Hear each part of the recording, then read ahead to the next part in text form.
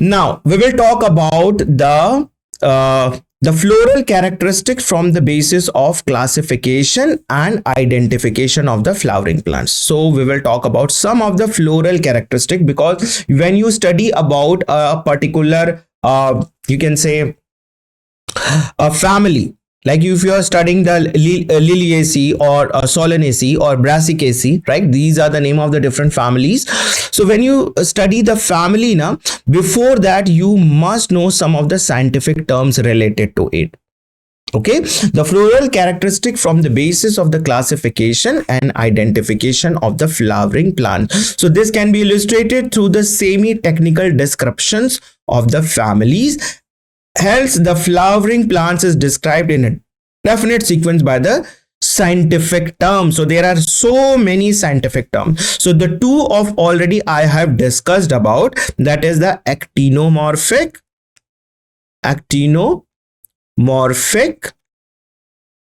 and zygomorphic, right? Zygomorphic. Now after that, some more scientific terms like K. In the formula, floral formula, you see these terms K. So K is calyx, right? K is calyx. C stand for corolla. Okay, and sometime it is written P. So P represent the perianth. In some of the flowers, the calyx and corolla absent. Instead, they are having the perianth. So sometimes it is written P. So don't get confused. It is perianth. A stand for androecium, and G, it represent the gynoecium. Right? Okay. So these are the some of the basic things that comes under the floral formula. ये सारे basic thing आपको floral formula में देखने को मिलेंगे. आपको actinomorphic term देखने को मिलेगा, zygomorphic देखने को मिलेगा, calyx, corolla, है ना, perianth, androecium और gynoecium. इसका जो इनिशियल जो है ना, वो आपको जैसे calyx और corolla में दोनों जो है वो C आता है, लेकिन calyx के केस में K हम करते हैं और corolla के केस में C. पेरियंथ जो है वो P से रिप्रेजेंट किया जाता है, एंड्रोशियम A से और गाइनोशियम G से.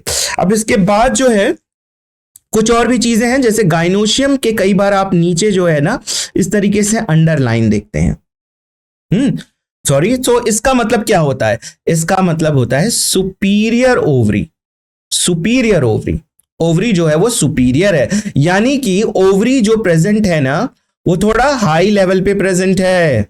इसके बाकी जो फ्लोरल जो ऑर्गन्स होंगे ना वो थोड़ा इससे नीचे हाइट पर प्रेजेंट होंगे. एंड्रोशियम थोड़ा नीचे होगा, ओवरी थोड़ा ऊपर प्रेजेंट होगी, क्योंकि थैलमस जो होता है वो थोड़ा ऊपर हो जाता है और नीचे की तरफ से ये सारे इसके ऑर्गन्स लगे रहते हैं, डिफरेंट पार्ट्स जो लगे रहते हैं. तो ओवरी सुपीरियर, जी को हम नीचे से ऐसे अंडरलाइन रहता है. तो कंफ्यूज नहीं करना है आपको, यहां पर आपको ध्यान देना है कि ये सुपीरियर ओवरी को रिप्रेजेंट किया जा रहा है. इसी तरीके से जो है कई बार जो है जी के ऊपर भी अंडरलाइन आपको देखने को मिल सकता है.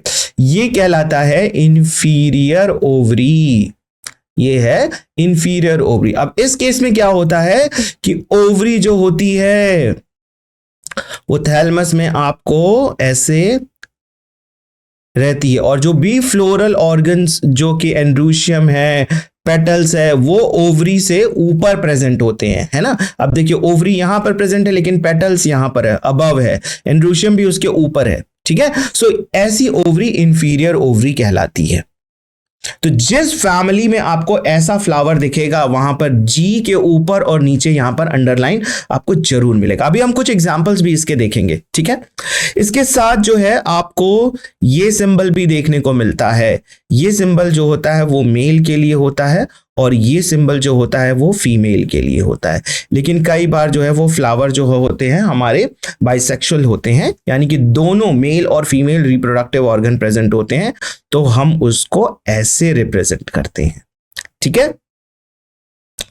चलिए अब हम यहां पर देखते हैं कि किस तरीके से यहां पर जो है हम एक फैमिली लेते हैं ब्रेसिकेसी केसी। अब इसके जो है फ्लोरल फॉर्मूला को मैं यहां पर लिख रहा हूं। सो ये है actinomorphic, okay, bisexual, K2+2 C4A2+4 और G जो है सुपीरियर है और 2 इन नंबर है। सो क्या क्या मतलब हुआ, ये देखिए, ये जो है एक्टिनोमॉर्फिक है ना। आप फ्लावर को जो है वो कहीं से भी कट कर सकते हैं, वो एक्टिनोमॉर्फिक है। और ये बाइसेक्सुअल फ्लावर है। करोला केलिक्स जो है उसमें 2+2 फॉर्म में है, यानी कि 2 और 2 अरेंजमेंट के फॉर्म में आपको यहां पर मिलेंगे। और कैलिक्स जो है वो आपको जो है वो 4, करोला जो है वो 4 इन नंबर है ना, नेक्स्ट वर्ल्ड में। और उसके अंदर जो है आपको एंड्रूशियम 2+4 अरेंजमेंट में मिल रहा है, यानी कि इसके 2 जो हैं वो वर्ल्ड होंगे। एक बार एंड्रूशियम जो है वो इस तरीके से 2 है और एक बार बाहर की तरफ जो है एंड्रूशियम जो इस तरीके से जो है वो 4 है। तो इस तरीके से अरेंजमेंट हमें देखने को मिलता है 2+4। गाइनोशियम जो है वो सुपीरियर है, क्योंकि नीचे आप देख सकते हैं यहाँ पे अंडरलाइन है। और इसमें जो है वो बाई कार्पल है, यानी कि 2 कार्पल आपको यहां पर देखने को मिलेंगे। और जो है वो सिन कार्पस है, यानी कि दोनों ओवरी आपस में फ्यूज है, सिन कार्पस ओवरी। सो ये इन फॉर्मूला का ना बहुत मतलब होता है, इसको आपको बहुत ध्यान देना है फैमिली वाइज। एक और फैमिली हम यहां पर डिस्कस कर लेते हैं, सोलेनेसी। सोलेनेसी सोलेनेसी के केस में हम देखते हैं कि अगेन जो है वो ये एक्टिनोमॉर्फिक आपको मिलेगा, है ना, बाइसेक्सुअल मिलेगा। कि जो है वो 5 है। और अगर ये ब्रैकेट में ऐसे लिखा हुआ है तो ये सारे आपस में फ्यूज्ड हैं। और अलग ऐसे लिखा हुआ है 2+2, यानी कि 2 और 2 के अरेंजमेंट में है ना, ये आपको ध्यान रखना है। इसके बाद सी जो है अगेन 5 है, सारे करोला भी जो है वो फ्यूज है। और इसके बाद एंड्रूशियम जो है वो 5 है, लेकिन सी के ऊपर आपको ऐसे यहां पर स्ट्रक्चर देखने को मिल रहा है। सो इसका मतलब है कि जो भी एंड्रूशियम है ना वो करोला से अटैच्ड है, गैमोपेटलस। और इसके बाद जो गाइनोशियम है वो अगेन 2 हैं और जो है सुपीरियर फॉर्म में। तो ये सोलेनेसी का जो है वो डिस्क्रिप्शन है। सो आपको ऐसे फॉर्मूला जो आपके नीट के सिलेबस में बहुत सारी फैमिलीज मेंशन की गई है ना, वो सारे फॉर्मूला जो है वो आपको लर्न होने चाहिए। क्योंकि कई बार क्या हो सकता है कि एग्जाम में ऐसे क्वेश्चन पूछे जाएं जिससे कि पूछ दिया जाएगी सोलेनेसी का इनमें से कौन सा फ्लोरल फॉर्मूला है ना। तो आपको अगर वो फ्लोरल फॉर्मूला मेमोराइज नहीं होगा तो फिर आप नहीं बता पाओगे, क्योंकि जब 4 फॉर्मूले इस तरीके से होंगे ना और चारों में कुछ ना कुछ चीजें कॉमन होगी तो वहां पर कंफ्यूजन क्रिएट हो सकता है। सो इस वजह से आपको क्या करना है कि जितनी भी फैमिलीज आपके मेंशन हैं उसके फ्लोरल फॉर्मूला आपको याद होनी चाहिए, ठीक है। सो मैंने यहां पर थोड़ा सा जो है वो ब्रीफ करने की कोशिश की है कि किस तरीके से जो टर्म्स हैं उनका मतलब क्या होता है, राइट। चलिए एनाटॉमिकली अब हम एनाटॉमी की थोड़ी सी बात कर लें, क्योंकि हमने यहाँ पर कुछ जो क्वेश्चंस जो है वो एनाटॉमी से भी रिलेटेड है। एनाटॉमी ऑफ फ्लावरिंग प्लांट्स के भी कुछ क्वेश्चंस PYQs के हमने इस सेशन में डिस्कस करने हैं।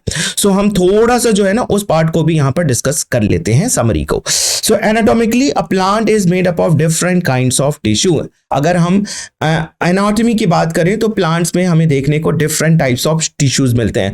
कुछ टिश्यू सिंपल होते हैं, कुछ टिश्यू जो होते हैं वो कॉम्प्लेक्स होते हैं। जैसे अगर सिंपल की बात करें तो हमारे पास सिंपल परमानेंट टिश्यू होता है ना। और कुछ मेरिस्टेमेटिक टिश्यू भी होते हैं जो कि कंटिन्यूअस जो होते हैं वो डिवीजन करते रहते हैं। इसमें आपके 3 तरीके के मिलते हैं, एपिकल मेरिस्टम, लेटरल मेरिस्टम और intercalary meristem. Apical meristem root apex और शूट एपेक्स पे प्रेजेंट होता है, जबकि इंटरकेलरी मेरिस्टम जो है वो आपके नोडल रीजन पे प्रेजेंट होते हैं और वो ब्रांचिंग को इनिशिएट करते हैं। जबकि लेटरल मेरिस्टम जो होता है वो आपके वेस्कुलर बंडल में प्रेजेंट होता है, राइट, वहां पर वो डिवीजन करता है और जो है स्टेम की गर्थ को या विड्थ को बढ़ाने में हेल्प करता है। So the plant tissues are broadly classified into the meristematic tissue and you are having 3 different types of meristematic tissue. So we are having, according to the meristematic, if we talk about, then we are having the apical meristem. It is present at root and shoot apex, right? And it helps in the growth of lengthwise. Shoot length will grow, root length will grow according to the apical meristem activity. And in the same way, they are having the intercalary meristem that is present at the nodal region, and it gives rise to branching in the stem. Lateral meristem, it is present in the vascular bundle in the form of cambium, and when there is a secondary growth, then what happens, this lateral meristem join in a circle, and it give rise a growth in such a way that the width of the stem grows. Okay, now they are having the permanent tissue also. Permanent tissue जो होते हैं वो दो तरीके के हो सकते हैं, सिंपल और कॉम्प्लेक्स. अगर हम सिंपल की बात करें तो हमारे पास पैरेन्काइमा है, कोलेन्काइमा है, स्क्लेरेन्काइमा है. ठीक है, हम यहाँ पर डिटेल में डिस्कस नहीं करें, मैं जस्ट सिंपल आपको बता रहा हूं कि ये सारे हमारे टिश्यूज होते हैं. तो सिंपल में ये हमारे टिश्यूज हैं. और अगर इसी तरीके से अगर हम कॉम्प्लेक्स की बात करें तो कॉम्प्लेक्स के केस में हमारे पास दो टिश्यूज आते हैं, जाइलम एंड फ्लोएम. ये हमारा कॉम्प्लेक्स टिश्यू है. कॉम्प्लेक्स टिश्यू जो होते हैं वो डिफरेंट टिश्यूज के बने होते हैं. जाइलम में आपको वेसल्स मिलेगा, ट्रैकीड्स मिलेंगे, xylem parenchyma and xylem fibers, ये देखने को मिलेंगे. ठीक है, 4 डिफरेंट टाइप्स, जिसमें कि जो है हमारा जाइलम पैरेन्काइमा सिर्फ लिविंग होता है, बाकी vessels, tracheids and xylem fibres ये सभी जो होते हैं वो डेड होते हैं. फ्लोएम की बात करें तो फ्लोएम के केस में आपको sieve tubes, companion cell,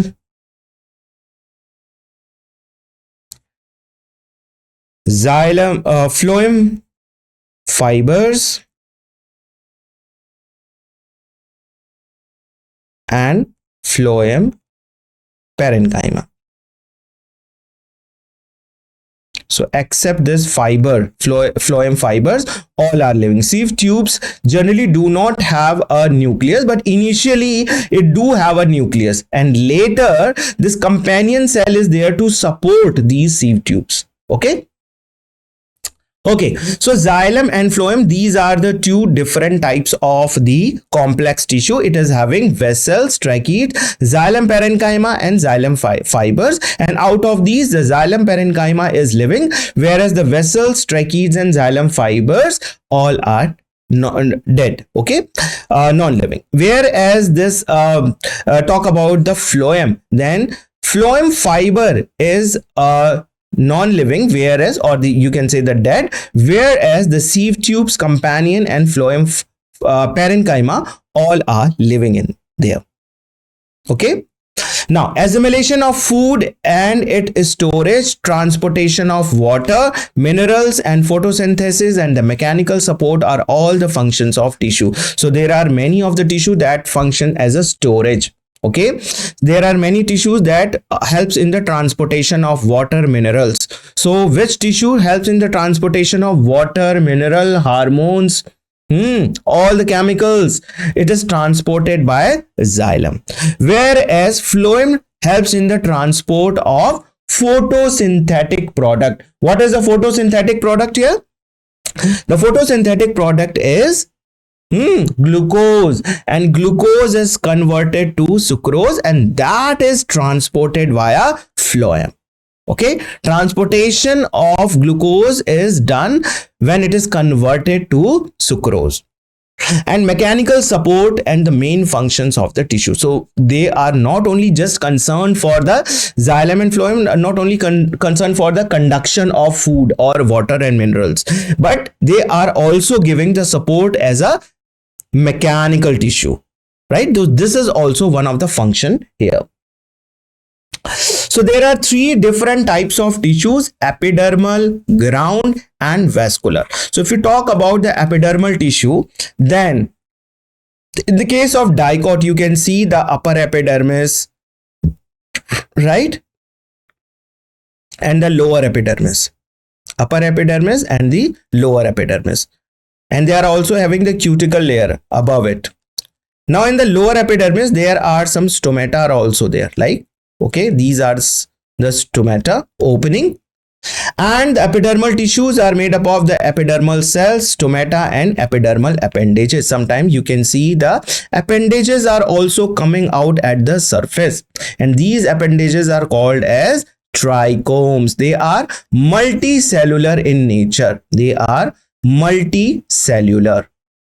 Now, what is the function of this? Sometimes the trichomes can be glandular also. They can be glandular. They secrete. Okay, they minimize. Sometimes there are so many present at the surface that it can minimize the transpiration rate.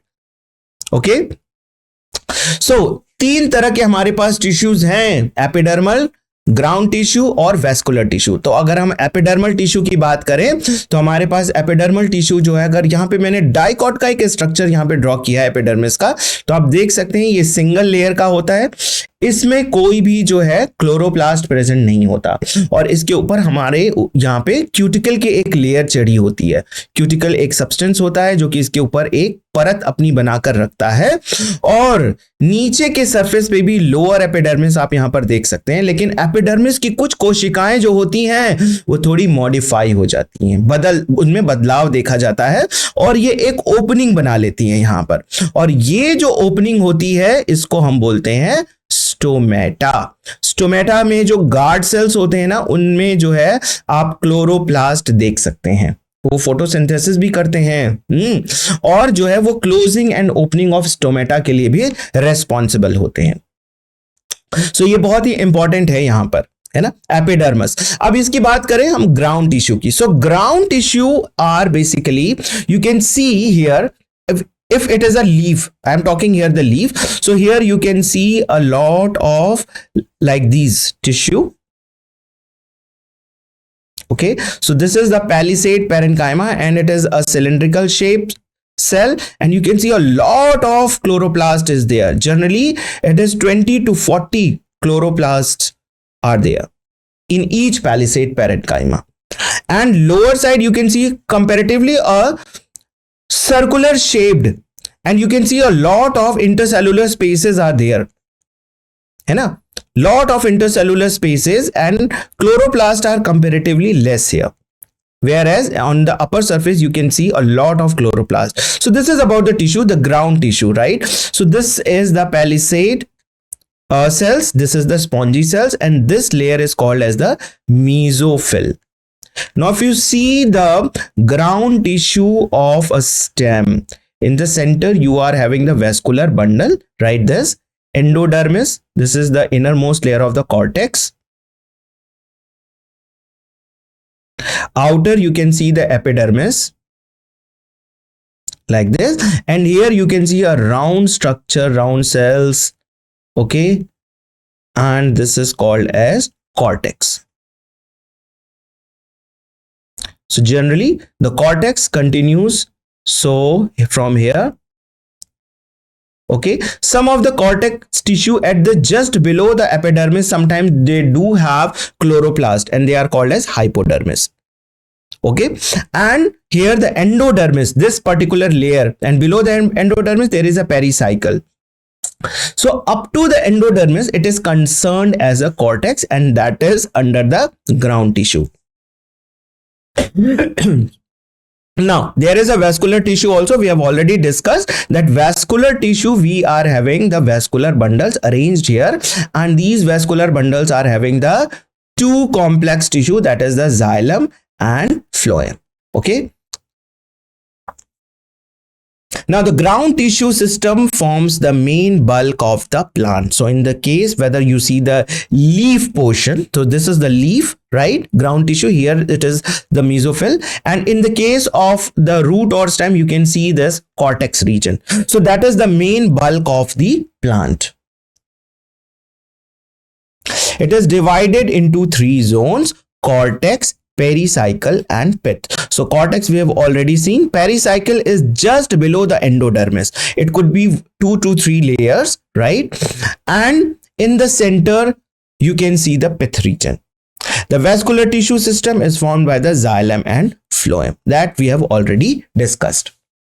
And after that On the basis of presence of cambium, location of xylem and phloem, the vascular bundles are of different types. So we are having different types of vascular bundle. So when the cambium is there, on the basis of presence or absence of cambium, when the cambium is present, okay, it is open vascular bundle.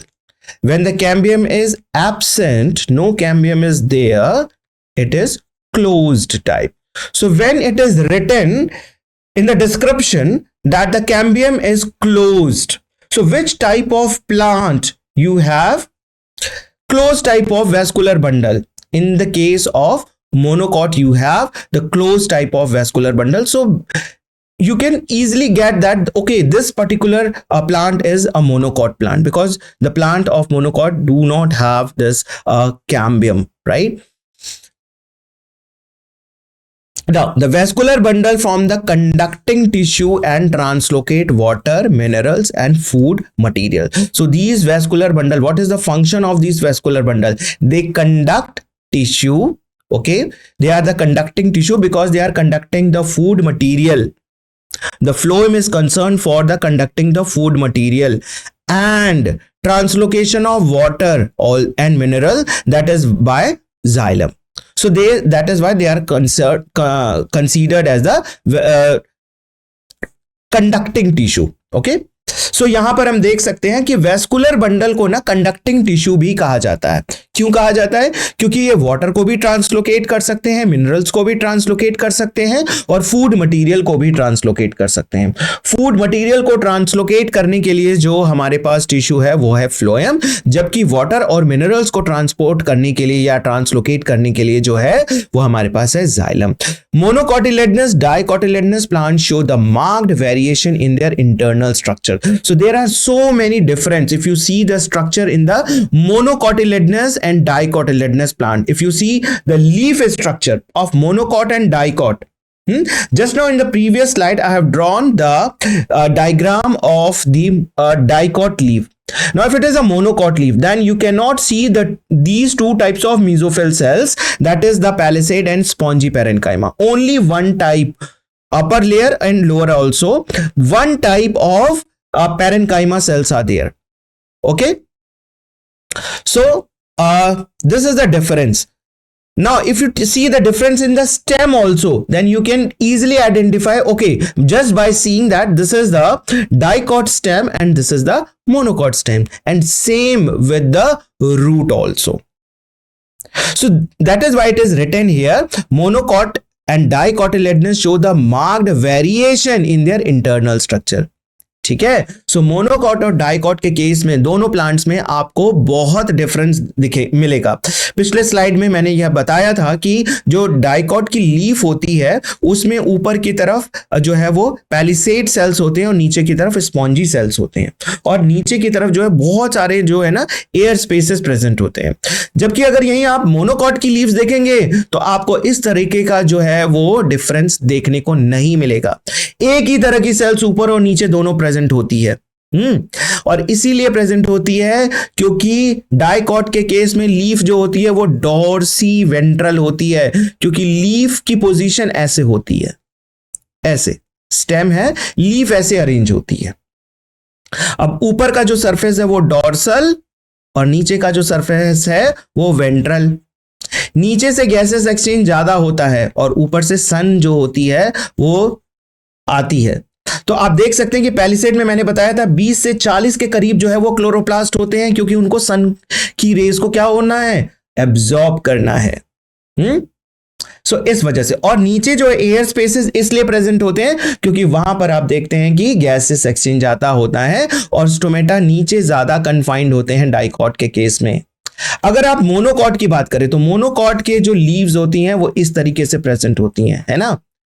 आपके sugar cane जो है या फिर आप wheat और rice के देखेंगे तो आपको इस तरीके से पैरेलल वेनेशन भी मिलता है, और इसकी जो लीफ होती है वो डॉर्सी वेंट्रल नहीं है. और जब आप इसके इंटरनल स्ट्रक्चर को देखेंगे तो आपको ऊपर और नीचे जो है वो कोई बहुत ज्यादा ऐसा डिफरेंस देखने को नहीं मिलेगा. स्टोमेटा जो है जितने ऊपर प्रेजेंट होते हैं उतने ही नीचे भी प्रेजेंट है.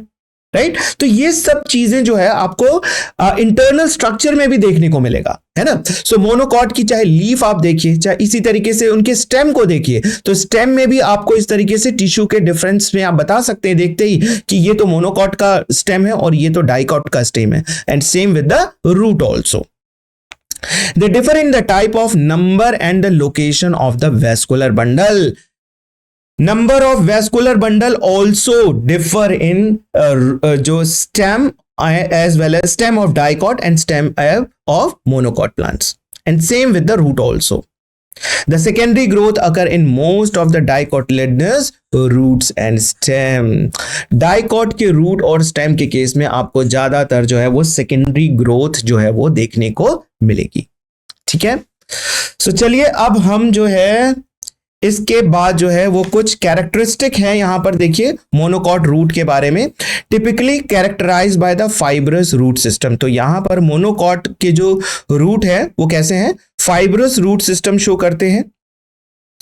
और जो है lack a distinct primary root, यहां पर कोई भी primary root as a tap root के फॉर्म में नहीं में देखने को मिलती है, वो हमें मिलती है डाइकॉट के केस में। एक मेन रूट होती है और उससे जो है वो बहुत सारे रूट सेकेंडरी फॉर्म में निकलते हैं।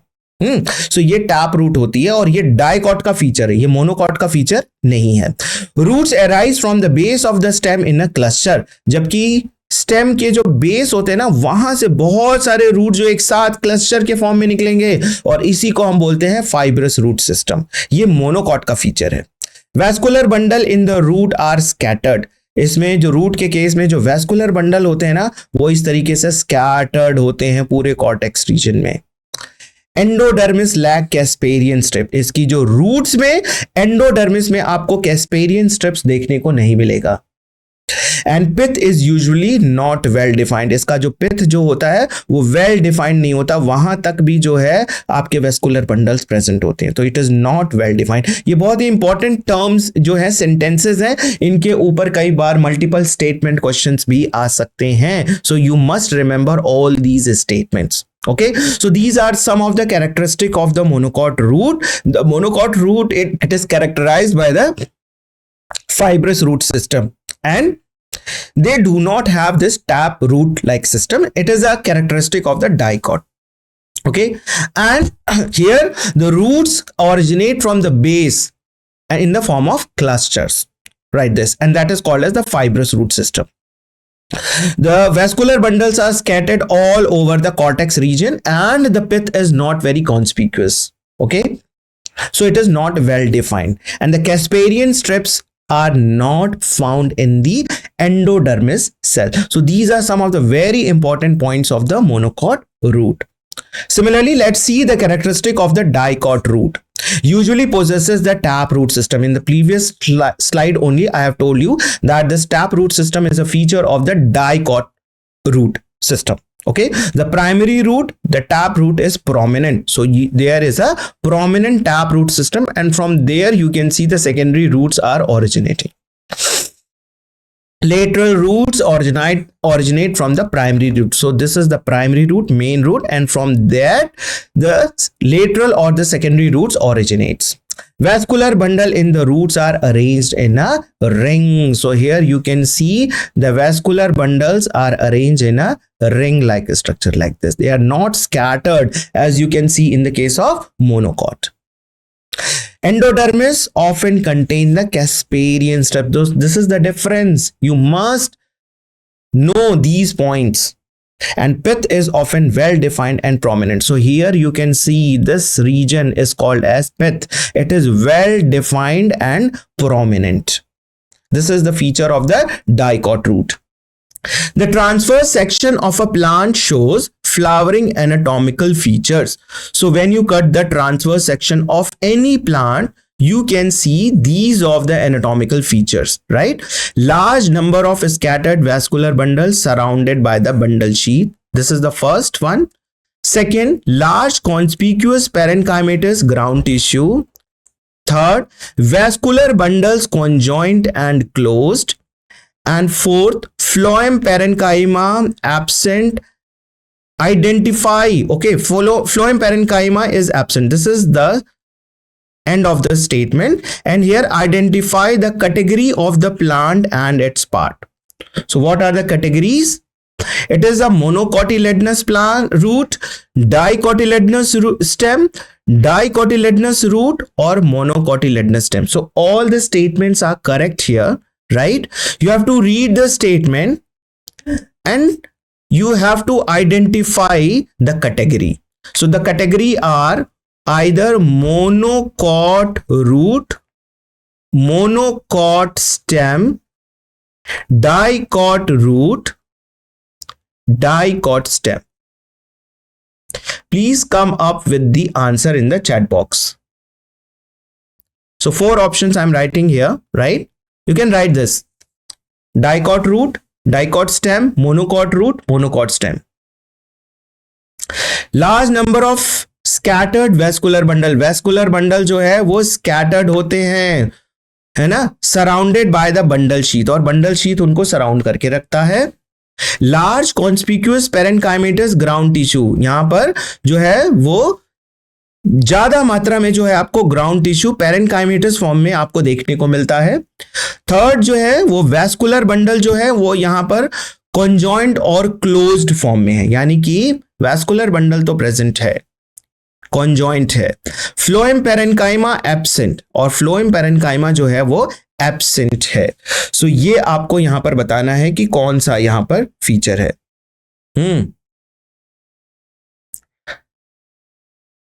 कौन बताएगा?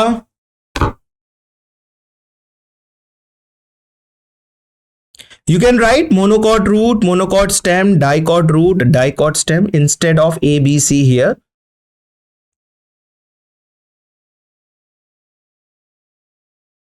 This is a very important question. It has been came in year 2020.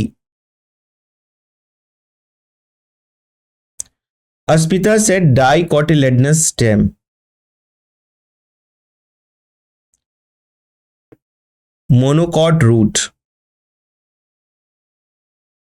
Satish has said monocot root. Rupinder Kaur has said monocot stem. Anyone else? Monocotyledonous stem, Asmita also. Okay, so the correct is monocot stem. So all these features are of monocot. First of all, large number of scattered vascular bundles surrounded by the bundle sheath. Okay, large conspicuous parenchymatous ground tissue, it is a feature of the monocot. Vascular bundle conjoint and closed. No vascular bundle is present here, right? And phloem parenchyma absent. Identify the category of the plants. So it is monocot stem. These are the features of the monocot stem. Correct answer is monocotyledonous stem. Sorry. And here is the correct explanation. The monocot stem is characterized by the conjoint, collateral and closed vascular bundle. No cambium is there. Okay. Scattered in the ground tissue containing the parenchyma. So all the vascular bundles are scattered like this, but no this cambium is present. It is scattered like this.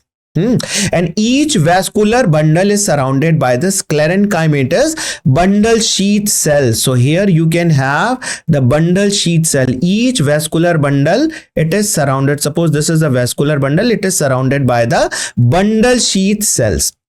Okay, so this is one of the feature of the monocot stem. And phloem parenchyma and medullary rays are absent in the monocot stem. Dicot stem does not have the bundle sheath on the outside of the vascular bundle. Okay, and the monocot stem has a sclerenchymatous bundle sheath outside the vascular bundle. So these are the features of the monocot stem. Okay, so about the next question. The root that originate from the base of the stem are, which type of roots originate from the base? It has also came in year 2020. Options are primary roots, B prop roots, C lateral roots, and D fibrous roots. तो इस तरीके के जो है roots हमें कब देखने को मिलते हैं, और ये ऑरिजिनेट होते हैं कहां पर, बेस ऑफ द स्टेम। सो अगर ये स्टेम है तो इसका जो बेस वाला रीजन है ना, यहां से स्टेम जो है वो निकल रहे हैं। So primary roots, prop roots, lateral roots, fibrous roots. बताइए इसमें से कौन सा करेक्ट आंसर है, कौन बताएगा? ओके, प्रभुजीत सिंह ने बोला है D option is the correct. Sukhman has said D, Biljyot has said D, Ashmita has also said D. Okay, बिल्कुल सही, फाइब्रस रूट ही होते हैं। जो एक मेन स्टेम होती है ना, और उससे जो मेन्स इस तरीके से सेकेंडरी रूट्स निकलती है, तो इस वाले जो मेन रूट को हम बोलते हैं टैप रूट सिस्टम, और ये जो है वो डाइकॉट का फीचर है। जबकि जो है अगर स्टेम के बेस से बहुत सारे रूट्स इस तरीके से निकल रहे हैं तो ये मोनोकॉट का फीचर है, और इस तरह के रूट्स को हम बोलते हैं फाइब्रस रूट। बेस से जब निकलता है बहुत सारे रूट्स तो हम बोलते हैं इसको फाइब्रस रूट्स। अब यहां पर देखिए प्रॉप रूट्स किसको बोलते हैं। प्रॉप रूट्स जो है वो आप देख सकते हैं बरगद के पेड़ में, बरगद के पेड़ से ऐसे ब्रांचेस निकलती हैं ना, और ऊपर से देखते हैं फिर से बहुत सारी ऐसी जटाएं जैसी निकल जाती हैं जो कि इसके स्टेम को जो है मेन ब्रांचेस काफी हैवी होती हैं उनको सहारा देने का काम करती हैं, और ऐसे रूट्स को हम बोलते हैं prop roots. Prop roots. Lateral roots, यहां पर शुगर केन के केस में भी देखिए इस तरीके से ऐसे रूट्स निकल आती हैं नीचे की तरफ, नीचे के जो नोडल रीजन है वहां से ऐसे, क्योंकि जब स्टेम बहुत जो है वो बड़ा हो जाता है तो वो काफी हैवी हो जाता है, और उसकी रूट्स जो होती है वो काफी नीचे तक नहीं जाती, तो यहां पर नोड्स रीजन से लेटरल रूट्स निकलती हैं और उसको सहारा देने का काम करती हैं। लेकिन यहां पर यह कहा गया है रूट्स जो ऑरिजिनेट करती हैं बेस से, तो ना यहां पर देखिए रूट्स ऑरिजिनेट कर रही हैं स्टेम से, यहां ऑरिजिनेट कर रही हैं नोड से। टैप रूट जो होता है वो सिंगल होता है और उससे सेकेंडरी रूट्स निकलती हैं, तो ये प्राइमरी रूट्स हैं। जबकि यहां पर फाइब्रस रूट्स जो हैं वो इसके बेस से निकलती हैं। सो इसका करेक्ट आंसर जो है वो फाइब्रस रूट यहां पर है। ठीक है, और इसका एक्सप्लेनेशन यहां पर दिया हुआ है, the roots that originate from the base of the stem are fibrous root. Fibrous root system is the opposite of a tap root system. It is usually formed by the thin, moderately branching roots growing from the stem. तो ये stem से निकलने वाली जो branches हैं base से, है ना।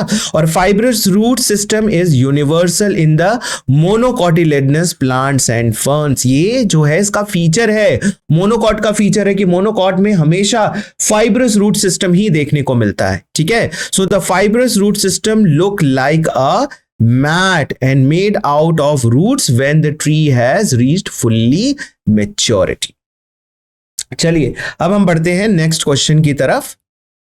नेक्स्ट क्वेश्चन है हमारा, आइडेंटिफाई द इनकरेक्ट स्टेटमेंट। इनमें से कोई स्टेटमेंट जो है ना वो इनकरेक्ट है, उसको आपको आइडेंटिफाई करना है। ये भी 2020 में पूछा गया क्वेश्चन है। Sapwood is involved in the conduction of water and minerals from root to leaf. Sapwood, okay, sapwood is the innermost secondary xylem and it is lighter in colour. ये हमारा ऑप्शन बी है। C option कहता है कि due to the deposition of tannins, resin and oils, hardwood is dark in colour. और hardwood does not conduct water but gives the mechanical support. Hardwood जो है वो वाटर भी कंडक्ट नहीं करता है और ये मैकेनिकल सपोर्ट जो है वो प्रोवाइड करता है। तो आपको बताना है इसमें से कौन सा जो है वो ऑप्शन जो है वो सही है। चलिए आप चैट बॉक्स में आप बताइए कौन सा ऑप्शन इसमें से जो है वो सही है। मतलब इनकरेक्ट स्टेटमेंट है, आपको ऑप्ट करना है इनकरेक्ट स्टेटमेंट। तो कौन से ऑप्शन में हमें इनकरेक्ट स्टेटमेंट देखने को मिल रहा है यहां पर। चलिए मैं इसको डिस्कस करता हूं। Sapwood is involved in the conduction of water and minerals from the root to leaf. तो सैपवुड जो है वो वाटर के कंडक्शन में भी इन्वॉल्व होता है। ओके, सी किसी ने बोला है कि सी जो है वो इनकरेक्ट स्टेटमेंट है। सीमा ने भी बोला है और बिल ने भी बोला है C option. Due to the deposition of tannin, resin, hardwood is dark in colour. ये तो बिल्कुल करेक्ट स्टेटमेंट है।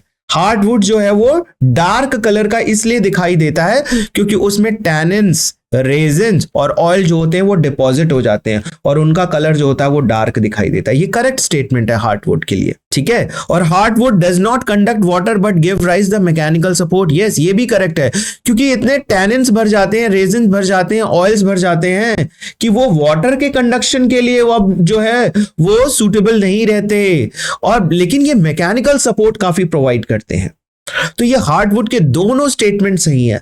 अब हमारा जो है स्टेटमेंट बचता है ए और बी, इनमें से कोई स्टेटमेंट सही है और कोई स्टेटमेंट गलत है। तो पहला स्टेटमेंट की बात कर लें, सैपवुड जो है वो इन्वॉल्व होता है conduction of water and minerals from the root to leaf. Yes, ये जो है सैपवुड जो होता है वो आपका जो है लाइट इन कलर होता है और इसमें जो है वाटर का और मिनरल्स का कंडक्शन देखा जाता है क्योंकि इसके जो जाइलम है ना उसमें जो है इस तरीके की कोई भी जो टैनिन्स या फिर रेजिन्स या ऑयल्स जो है तो डिपोजिशन नहीं होता है ना, वो ब्लॉक नहीं होते, सो इसलिए वाटर का कंडक्शन आसानी से कर सकते हैं। Sapwood is innermost secondary xylem and it is lighter in colour. ये यहां पर थोड़ा सा गड़बड़ है, इनर मोस्ट की जगह आउटर मोस्ट होना चाहिए। Sapwood is the innermost secondary xylem and it is lighter in colour. ये वाला पॉइंट जो है यही थोड़ा सा जो है वो गड़बड़ है, इनर मोस्ट नहीं होता, ये होता है आउटर मोस्ट, ठीक है। So sapwood is the outermost secondary xylem.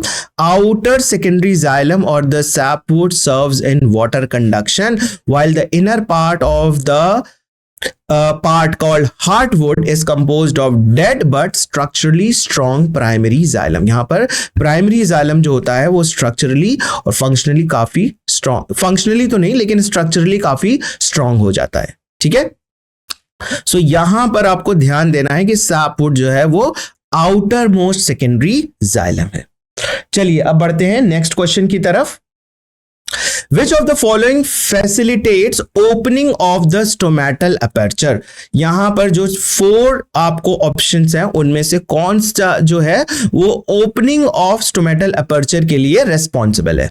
Option A, decrease in the turgidity of the guard cell. Guard cell की जो टर्जिडिटी होती है वो घट जाती है उसकी वजह से। Radial orientation of cellulose microfibrils in the cell wall of guard cells. longitudinal orientation of cellulose microfibrils in the cell wall of guard cells। और डी ऑप्शन है contraction of outer wall of guard cells। ये 4 options हैं, आपको बताना है कि इसमें से जो है वो कौन फैसिलिटेट करता है ओपनिंग ऑफ स्टोमेटल अपर्चर को। ये 2017 में क्वेश्चन नीट के एग्जामिनेशन में पूछा गया है, सो ये बहुत ही इंपॉर्टेंट क्वेश्चन है। So come up with the correct answer in the chat box. चलिए मैं इसको डिस्कस करता हूं यहां पे। Decrease in the turgidity of the guard cell. भाई अगर ओपनिंग हो रही है तो डिक्रीज नहीं इंक्रीज होना चाहिए टर्जिडिटी ऑफ गार्ड सेल को, है ना। तो पहला ऑप्शन तो देखिए यहां बिल्कुल ही गलत हो गया। Radial orientation of cellulose microfibrils in the cell wall of guard cell. Longitudinal orientation of the cellulose microfibrils in the cell wall of the guard cell. तो यहां पर जो है ना गार्ड सेल में जो सेल्यूलोज के जो माइक्रोफाइब्रिल्स है उनकी अरेंजमेंट की बात की गई है कि रेडियल ओरिएंटेशन होता है कि लॉन्जिट्यूडनल ओरिएंटेशन होता है, ठीक है। Conduction of outer wall of the guard cell यहां पर यह भी कहा गया है। सो जो है B option, okay, Rupinder Kaur ने बोला है बी ऑप्शन। रेडियल ओरिएंटेशन जो है वो सेल्यूलोज माइक्रोफाइब्रिल्स जो है वो गार्ड सेल के केस में देखा जाता है और यही इंपॉर्टेंट है, यही जो है वो ओपनिंग ऑफ स्टोमेटल अपर्चर के लिए रेस्पॉन्सिबल है। सो ये करेक्ट आंसर है, yes, B is the correct answer. So cellulose microfibrils are arranged radially rather than longitudinally। आपको ये ध्यान रखना है, सेल्यूलोज का जो है माइक्रोफाइब्रिल्स का अरेंजमेंट जो है वो रेडियली है ना कि लॉन्जिट्यूडनल। नेक्स्ट, कैस्पेरियन स्ट्रिप्स अकर इन। कैस्पेरियन स्ट्रिप्स किस में देखा जाता है? एपिडर्मिस के केस में, पेरिसाइकिल के केस में, एंडोडर्मिस और कॉर्टेक्स। कम ऑन, ये बहुत इंपॉर्टेंट और बहुत इजी क्वेश्चन भी है, ये भी देखिए 2018 में पूछा गया है नीट के एग्जामिनेशन में। सो विच ऑफ द फॉलोइंग, है ना, you can opt for having the Casparian strips. So Casparian strips occur in which of the following? It is present in epidermis, it is present in pericycle, C endodermis, or D cortex. Who will answer this? Okay, one answer has came, it is C endodermis. Bill also said C endodermis. Anyone else? Yes, endodermis. So this is the correct answer. So Casparian strip, this is the feature of the C4 plant, right? So that is found in, that is present in endodermal region, endodermis region. So not it is present in the epidermis, not it is present in the pericycle, not even the cortex region. So this is the correct and endodermis, right? Casparian strips is a band of a cell wall material deposited in the radial and transverse wall of the endodermis. And Casparian strip is made up of suberin and sometimes lignin also. So you have to remember this also. Not only that it is found in the endodermis region, but it is made up of suberin and sometimes lignin as well. Okay, so let us discuss one last question. Tracheids differ from the other trachea elements in tracheids are having some features. Okay, now it differ from the other trachea elements. Option A, having Casparian strips. Option B, being imperforate. Option C, lacking nucleus. Option D, being lignified. So this question has also came in NEET 2014. So tracheids differ from the trachea elements. So there are the trachea elements like, right? So all the trachea elements differ from this tracheids on the basis of having Casparian strips. So Casparian strip, you have now know that it is not found in the trachea elements. It is a feature of the endodermis. So this option is incorrect. Now I'm giving you just 3 options. Come up with the correct answer in the chat box. Being imperforate, lacking nucleus, being lignified. So you all know that tracheids is a dead, right? It is a dead.